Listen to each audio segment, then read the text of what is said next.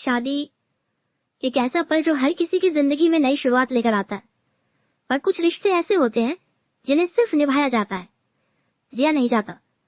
आज सुधा की शादी है। वो सुधा जिसकी हंसी चंदर की सांसों में बसी थी, जिसकी आंखों की मासूमियत चंदर के दिल को पिघला देती थी, वही सुधा आज दुल्हन बनी बैठी है। लेकिन उसकी आंखों में चमक नहीं, बस एक बेजान सा सन्नाटा है।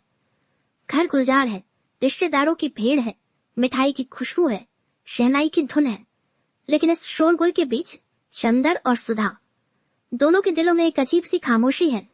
ना कोई शिकवा, ना कोई सवाल, सिर्फ एक नजर जो सब कुछ कह जाती है। चंदर दरवाजे के बाहर खड़ा है, न भीतर जा पा रहा है, न खुद से भाग पा रहा है। हर तिल तिल में उसका टूटना महसूस होता है, जैसे कोई जिंदा लाश बन चुका हो। सुधा का हाथ अब किसी और के हाथों में है और चंदर चुपचाप देख रहा है। वो कुछ कह नहीं सकता, क्योंकि उसने खुद ही तो सुधा को इस रिश्ते के लिए मजबूर किया था।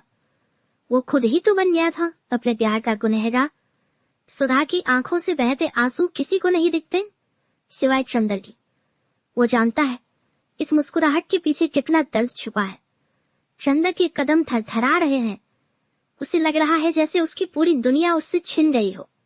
लेकिन क्या करे, वो सिर्फ एक दोस्त था सुधा के लिए, या शायद खुद को यही समझा बैठा था। शादी की विदाई वाली गाड़ी जैसे ही आगे बढ़ती है, चंदर का दिल पीछे छूट जाता है। वो अब भी वहीं खड़ा है, उसी दरवाजे पर जहां से एक बार फिर उसकी जिंदगी खाली हो गई। कमरे में अंधेरा है, सामने सुधा की तस्वीर रखी है जिस पर अब धूल जमने लगी है। चंदर तस्वीर को उठाता है, उसे सीने से लगाता है और बस एक ही बात कहता है, माफ कर देना सुधा, शायद मैं तुम्हारे लायक कभी था ही नहीं।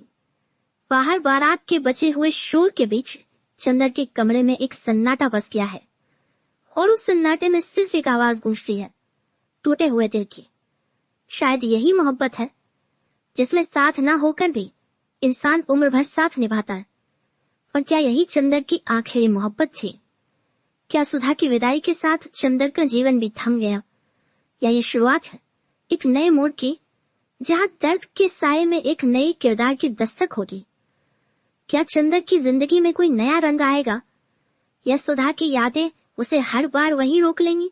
जानने के लिए देखिए गुनाहों का देवता एपिसोड 15, जिसमें खुलेंगे इस अधूरी मोहब्बत के आखिरी पन्ने।